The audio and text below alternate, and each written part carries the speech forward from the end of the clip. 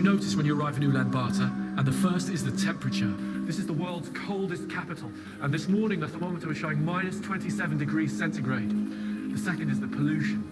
The sun's just coming up, and what you think is morning fog is actually a layer of pollution blanketing the city. And here in one of the worst affected neighborhoods, every breath I take is full of coal smoke. I can smell that the air is absolutely filthy.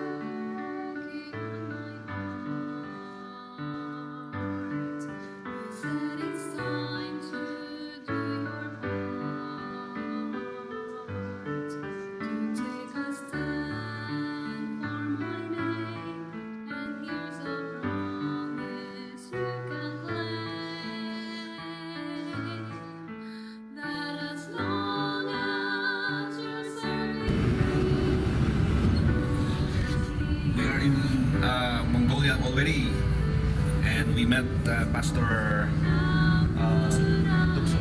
Yeah, Pastor Tukso. And we have a big vehicle, wide. Praise the Lord. My wife is still there, and Diane and Ma'am Daisy, and Mother Roy and Mother Nitron. Yeah, amen. God is good.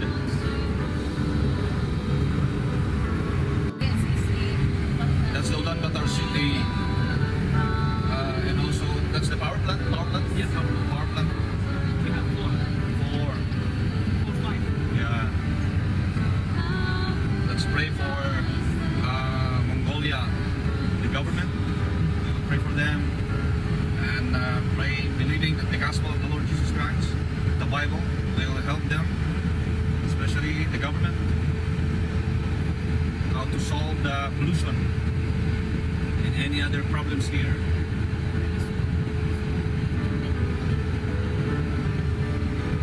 And we will pray that God will send more missionaries.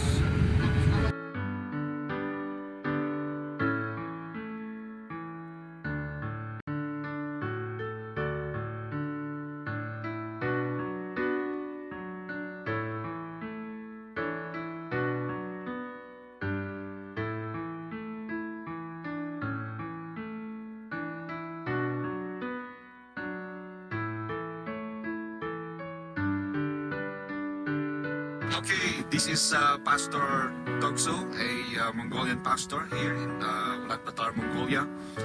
Praise the Lord for American missionary who went here for how many years because of this American missionary. He got saved, and then Pastor Tukso will tell us how he got saved and also why this country or people needs more missionaries. Okay, Pastor?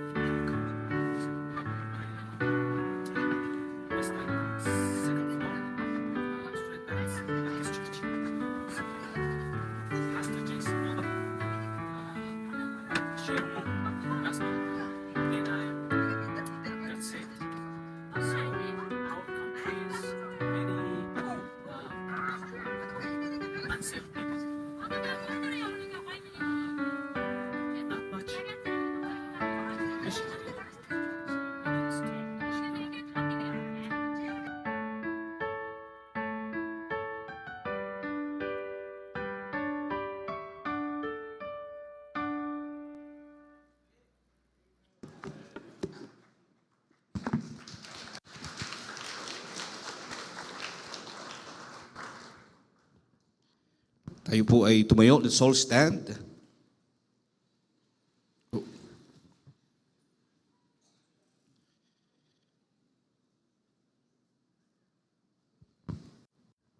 Basahin po natin ang Revelation. Revelation chapter 14 verse 5.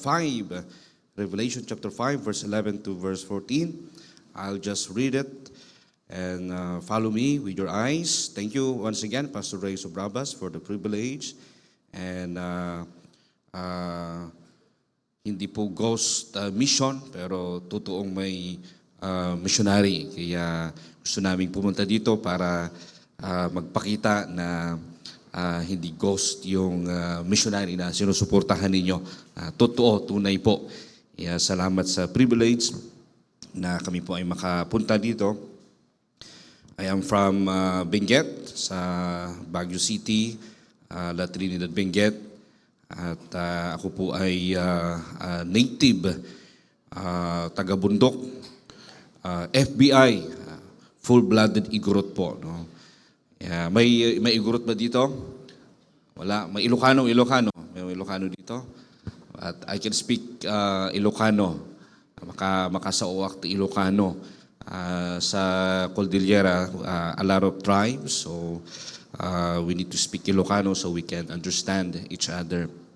Okay, so yun po. At naalala ko, si Pastor Ray Sobrabas ay nag-preach sa church namin. Kasama niya si Pastor Tokero that time. At narinig ko yung testimony niya na para dumami yung kakainin nilang magkakapatid sa rice, dadamihan ng nanay niya yung itlog ng asin.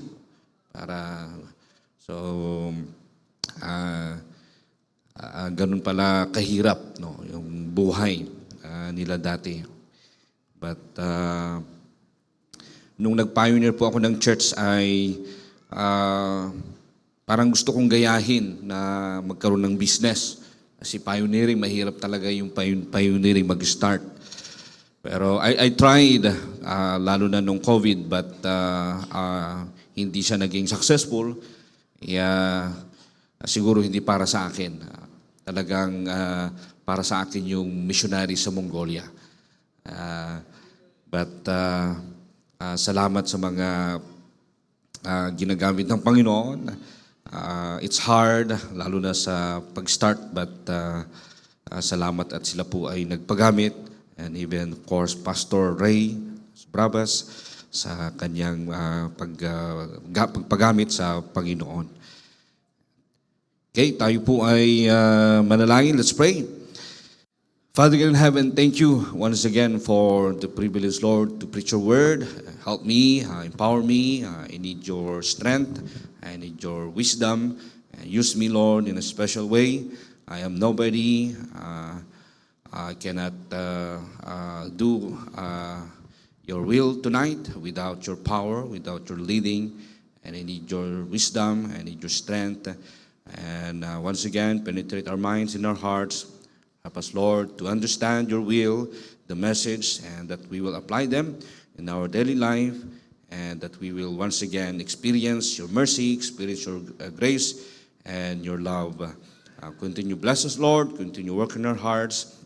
And thank you for the faithfulness of the churches and pastors here in Mindanao.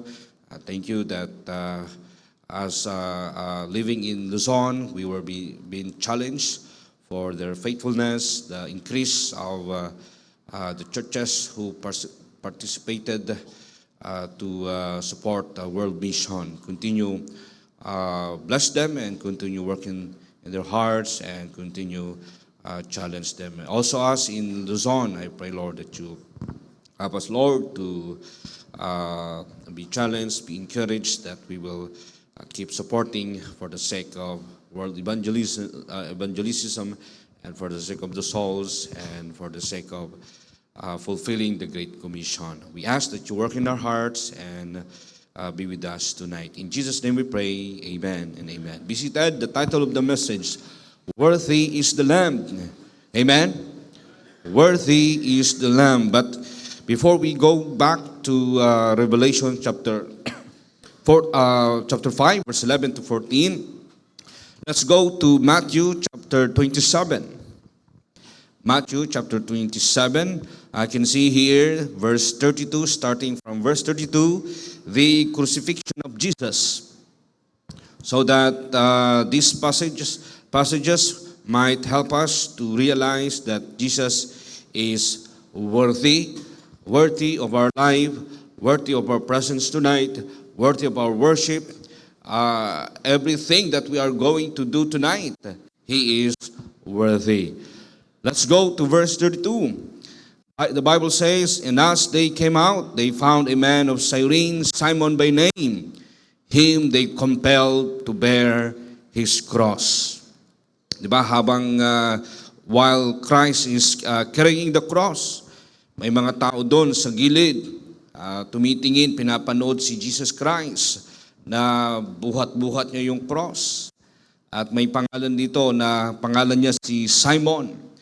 And I wonder na si Simon ay saved kaya ito? Kasi meron siyang pagkakataon na binuhat yung cross. See, the Bible says, him they compelled to bear his cross. Talagang na-convince nila na to carry the cross. And how I wish we were there like Simon, for at least for a short period of time, carrying the cross. Parang makabawi lang ba sa ginawa ng Panginoon sa atin? Sa dakila, sa great things, great salvation that He had done for us. Verse 33, "And when they were come unto a place called Golgotha," that is to say, a place of a skull.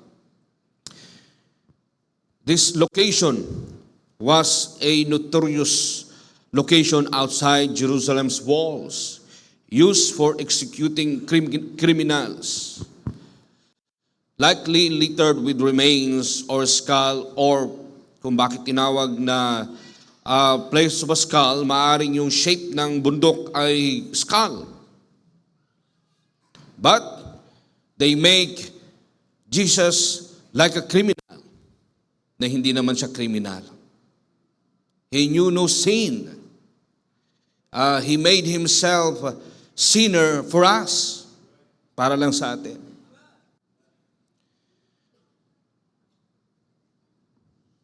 Kaya, sabi po dyan,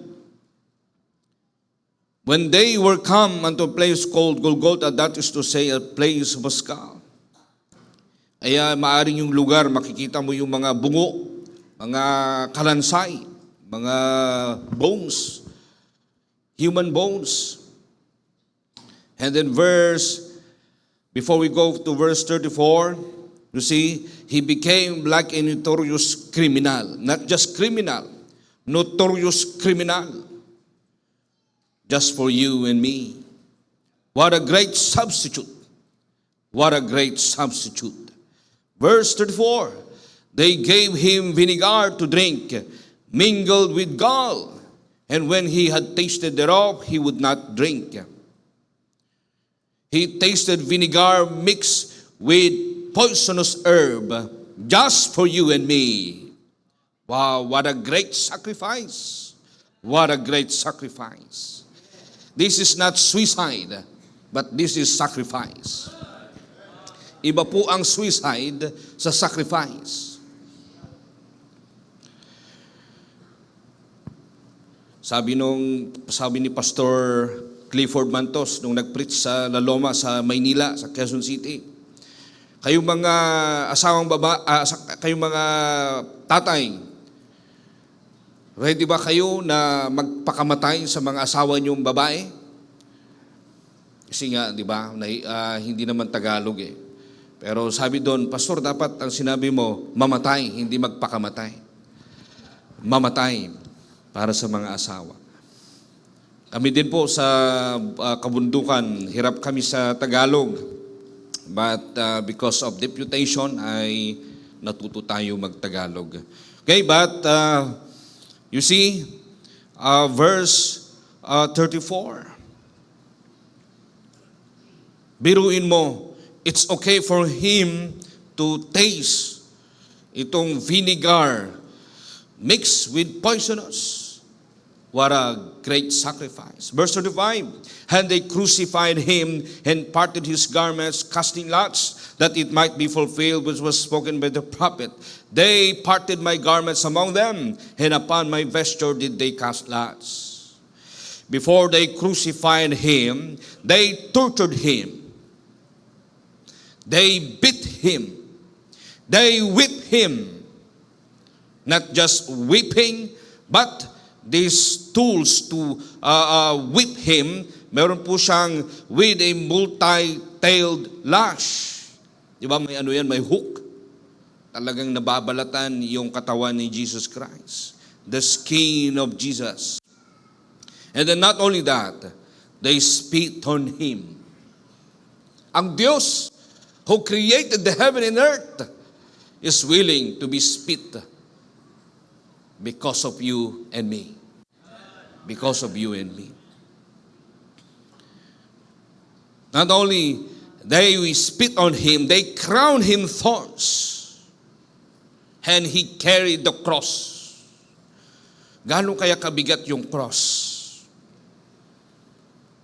According sa research ko, between 35 to 57 kilograms ang bigat. Ako po ay, bago kami while pioneering a church, ako po ay nag-business ng Christian LPG. Kasi nga narinig ko yung testimony ni Pastor eh. Try din natin. So, I tried. Yung bigat ng gas tank na yan ay 21 to 25 kilos. Kasi minsan depende sa bigat ng tangke. I think yung minimum na nilalagay na laman ng gas ay 10 kilos. Yung tare weight niya ay, yung tangke ay mga 11, minsan 12, 13 kilos. But this cross, kung totoo ito, mabigat ito. Yung gas tank, mabigat na yan. E di lalo, itong 35 to 57 kilogram. Habang binubuhat ni Jesus Christ, pinapahirapan si Jesus Christ. Habang binubuhat ni Jesus Christ, duguan. Maraming dugong nagfo-flow, dumadanak sa katawan ni Jesus Christ. Not only that, but they nailed him. They nailed him. When they pulled the rope, di ba, yung cross, bigla nilang hinila. Gumanon yung cross kung saan nandun si Jesus Christ, nakahang. The body with the nails, di ba? Yung pain na naramdaman ni Jesus Christ. Yung bigat, mas lalong yung pressure ng pain at bigat at sakit na naramdaman ni Jesus Christ nung pinako at inangat sa cross. Ramdam na ramdam ni Kristo yung pain. And sometimes, kunting problema lang tayo, nagrereklamo tayo sa Panginoon. Kunting pagsubok lang, nagrereklamo tayo sa Panginoon. Puro itlog ang ulam, noodles, nagrereklamo tayo sa Panginoon. Bible college student, di ba? Puro itlog, nakakabawi ka lang doon pag may okasyon ang church. Tapos dati, galit sila kung may mga yung leftover, tinatago namin. Pero nung naintindihan nila yung kultura ng Pilipino, naawa sila, pinabayaan. Doon lang kami bumabawi. But, you can see the pain na naramdaman ni Jesus Christ. Ikaw lang ba ang nakaranas ng kahirapan? Ikaw lang ba ang nakaranas ng pain? Ikaw lang ba ang nakaranas ng bitterness? Ikaw lang ba ang nakaranas ng sakit? Mismong ang Diyos. Sabi ng Panginoon, sinong pupunta sa mundo? Sa world, to die, to sacrifice. Wala. Sige, ako na lang. See? That's my God. That's my God. Yan ang tunay na Diyos ko. Yung hindi lang nakaupo sa trono pero nagkatawang tao, bumaba dito sa mundo para maranasan niya yung hirap. Kayo lang ba? Sabi ng Panginoon. Ako din. Ako din.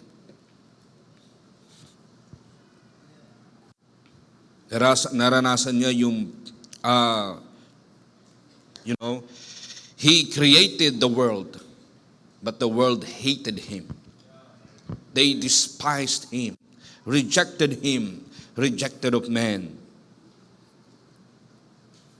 And then, verse 36, and sitting down, they watched Him there. Verse 37, and set up over His head His accusation written, this is Jesus, the King of the Jews. Yes, they were right. He was the King of the Jews. He will be the King of the kings and Lord of lords. And He can be your King right now. Let Jesus rule in your hearts tonight. Maring nawawala na yung paghari ni Kristo sa buhay mo. Parang overwhelmed ka na. Parang relax ka na. Parang nagiging routine na ang church life mo, ang midweek service mo, ang Sunday service mo. Nagiging routine na lang. Para lang wala silang masabi. Para lang to please somebody, to please men. But you need to realize, you ought to go to church. You ought to serve the Lord and worship Him because He is worthy. He is worthy. Let Jesus be the King of your hearts. Don't follow your hearts. Don't follow your will. Don't follow your dreams, but follow Him. Follow Christ. Follow the will of God. Follow the perfect will of the Lord Jesus Christ. Let Him control you. Let Him guide you and convict you. You see, the Bible says, we are bought with the blood of the Lamb. Alam mo kung bakit naging libre ang kaligtasan? Alam mo kung bakit libre na walang bayad pagpunta ng langit? Hindi mo na kailangan ng ticket, hindi mo na kailangan ng visa. Libre yung pumunta sa langit dahil binayaran niya sa pamamagitan ng kanyang dugo.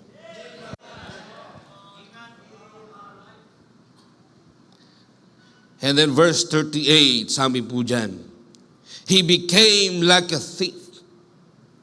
Then were two thieves crucified with Him, one on the right hand and another on the left.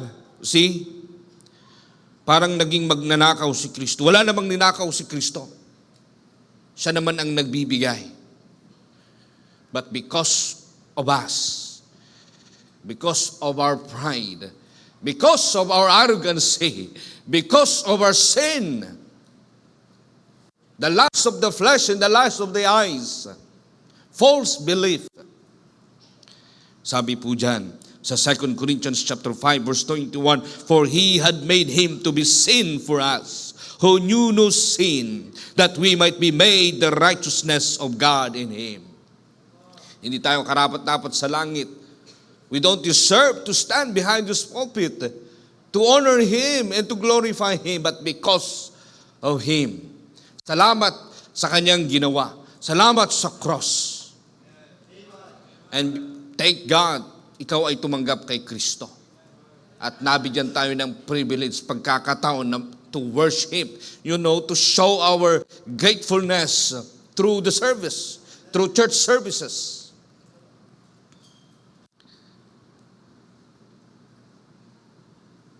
He is worthy, number one. He was slain because of our pride, arrogancy, high-minded, selfishness, greediness. That's why the lamb that was slain is worthy of our, number one, going.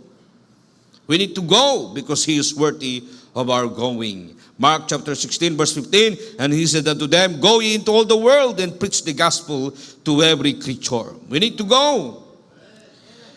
Kaya we have your as your representative to other places, to other country. Let us be your ambassador. Let us be your soldiers. Kung tatanungin niyo ako, gusto kong doon lang ako sa Benguet. Tamang-tama yung klima. Pagdating sa Mongolia, napakalamig. Brutal climate. Tapos malilit pa yung mga anak ko. Ang prayer ko talaga, kung talagang tinawag ako ng Panginoon, sana malaki muna yung mga anak ko, malalaki muna sila. Pero nandyan na yung calling eh. Nandyan na yung commitment eh. And I can sense the urgency of the gospel. Jesus is coming soon. Rumors of wars. You see, we can observe yung mga nangyayari sa panahon natin. Sabi ko, bakit kaya yung Pilipinas ay parang itsura ng tao na naglalakad? Tapos parang may hawak na maleta. Pero laman yung maleta, hindi laman ng pera, laman ng mga gamit. Sabi ko, talaga bang ginagamit ng Panginoon ang Pilipinas na maging mga missionaries, nagpapadala ng mga missionaries? Parang naglalakad eh. Go, naka-go, no? Yung mapa ng Pilipinas. Naka-go.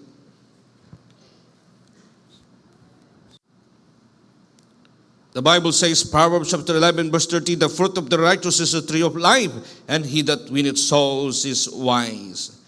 Salamat sa Panginoon, na-realize natin na ang Great Commission, ang Word Evangelization ay hindi lang local, hindi lang para sa mga Pilipino, hindi lang Luzon, Visayas at Mindanao.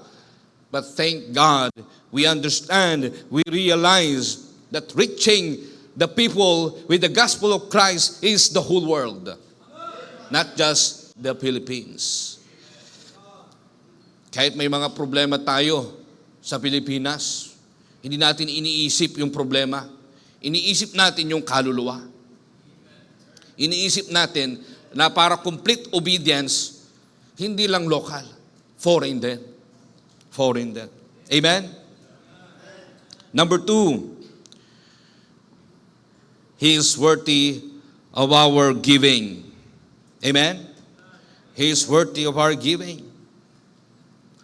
Pati nung COVID, napansin ko, nung pumunta si Apostle Paul Byers sa Baguio, they presented yung mga pag-increase na mga churches for the sake of world mission. Tumaas ang Mindanao. Dapat bumaba sana kasi COVID nga eh, no? Wala nang hanap buhay. Mahirap. Mahirap gumalaw. Pero nag-increase pa rin. Tumaas pa rin. Nakaka-bless. Nung bata ako, lagi ko naririnig ang Mindanao, nakakatakot. High school ako, lagi ko naririnig ang Mindanao, nakakatakot. Eh, nung sinabi nila na mag-deputize kami sa Mindanao, parang nag-aalanganin ako. Ang mas nakakatakot pala, Luzon. But thank God, salamat sa Panginoon. Kaya sa amin, for me, deputation, marami akong natututunan sa deputation. Kasi gusto kong magkaroon ng mga baon, pagpunta ng Mongolia. Gusto kong makita yung mga churches, iba't ibang churches sa Pilipinas. Yung mga pastor, paano nila i-lead yung kanilang churches, members. And lesson sa amin yan. Malaking tulong sa amin po yan pagpunta ng Mongolia. Yes, I pioneered a local church for 11 years. Pero kulang pa rin. Kulang pa rin. Gusto kong matuto. Kaya for me, yes, it's hard. It's hard na, going to other churches with little kids. But by the grace of God, ay nasasanay na kami. Nasasanay na yung mga anak ko. At, tinitake ko na lang na marami akong matututunan. Maraming kailangan i-reveal ang Panginoon sa akin. Kasi magiging stranger kami sa Mongolia. Ang Mongolia ay strange country for us, especially to my children. But because of the souls, people are dying, lost souls are crying. They need someone. They need a missionary to share them the love of God. He is worthy of our giving. Matthew chapter 26 from verse 7 to verse 12, 13, makikita po natin dito yung babae. Nilagay niya yung perfume kay Jesus Christ, sa ulo ni Jesus Christ. Ito po ay pinagtrabahuan niya for 1 year. So mahalaga po ito. Precious thing sa kanya. Pero binuhos niya kay Kristo. And then sabi ng mga disciples, sayang, sayang. You see, your giving is not a waste of money. Your giving is not a waste of effort. Your sacrifices para lang magkaroon ka ng faith promise giving, hindi kailanman ay magiging sayang po yan. Pinagtrabahuan mo, pinaghirapan mo, tapos ibibigay mo sa misyon. Never na magiging sayang po yan. It's for God's glory. Kasi yung kaluluwang naliligtas, yung mga misyonaryong nagsusurrender, na-challenge, na-encourage yung mga missionary kasi maraming mga churches na nagsusupport, mas na-encourage sila na, may susuporta pala sa akin. Mapalad kaming mga bagong mga missionary dahil marami ng mga churches na open-minded sa pagsuporta sa misyon. Yung iba, kahit wala pa sa target support nila, pupunta na. Kaya salamat at may pagkakataon kami na ma-hit namin yung monthly goal support namin. Dahil marami naman ng churches, they love missions. Thank you for pastors, yung patuloy na, yung mga board director sa ABC, patuloy na pag-challenge ng mga churches. Hindi kami natatakot dahil may mga supporters naman may mga prayer warriors kami na tutulong when it comes to the mission field sa malayong lugar. He is worthy of our giving. Maaaring yung loved ones mo, kontrabida sa pagbibigay mo. Sayang, lagi ka nagbibigay sa church. Lagi ka nagbibigay. Hindi po sayang. Eternal investment. Eternal investment. Naniniwala po ako na meron po tayong heavenly account. Heavenly account. Isang araw, you will see your rewards in heaven. And then last, He is worthy of our growing. He is worthy of our growing. See, 2 Peter chapter 3 verse 18, but grow in grace and in the knowledge of our Lord and Savior Jesus Christ. To Him be glory both now and forever. Amen. Nakakatulong ang world mission sa paglago ng ating pananampalataya. We are growing in the knowledge of our Lord and Savior Jesus Christ because of world mission. It's the last command. The last command must be our first concern. Before Jesus ascended up to heaven, sabi niya, go ye into all the world and preach the gospel to every creature. Maganda na meron tayong music. Maganda na meron tayong doctrine. Maganda na meron tayong Bible college, building, properties. Pero, the main thing is reaching the whole world. Reaching the whole world. Maganda na mag-soul winning sa community, sa kapitbahay, sa loved ones. Mag-invite, magsundo. But the main thing is reaching the whole world. May mga churches na soul winners sila pero hindi sila naniniwala sa Great Commission. But thank God, for me, personally, nag-grow talaga ako because of world mission. Nung nag-pioneer ako, hindi ko maintindihan. Sabi ko sa pastor ko, bakit? Nagko-question ako sa pastor ko, bakit? Nagsisimula pa lang kami, mission pa lang kami, magsusupport na kami ng world mission. Sabi ko kay pastor, Pastor, itong missionary hindi nagbibigay ng letter. Should I cut off? No. Patuloy ka pa rin, sabi ng pastor ko. At lumago nga talaga ako sa pananampalataya. Because of world mission. Nakita ko yung biyaya ng Panginoon. Nakita ko kung paano nag-provide ang Diyos. Paano nag-sustain ang Panginoon. Yung mga miracles, totoo. Because of world mission, makikita mo yung mga miracles. Nakala mo walang miraglo. May miracles pala. Yung mga akala mong hindi mababago, nababago. Yung mga akala mong hindi magpapatuloy, nagpapatuloy. Sabi po ng kanta, who spread out the clouds before Him, who fashioned the earth with His hands, who created the starry hosts and formed the earth at His command, who scatters lightning before Him, commands the rain and snow to fall, who makes the nations tremble, who is Lord over all. You see, Jesus is worthy of our going. Keep going.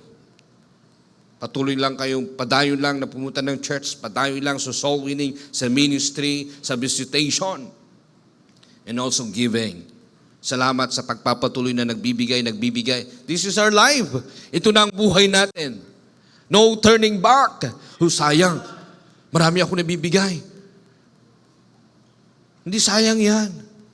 Masasayang yan kung gagamitin mo sa mundo. Masasayang yan kung babalik ka sa mundo, kung magbabackslide ka. This is our life.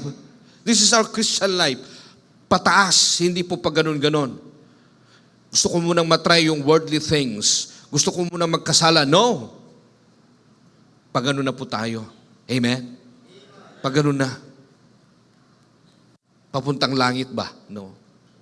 Mukhang parang tagalangit talaga tayo. Amen? Amen? Conversation, words, mind, damit, di ba?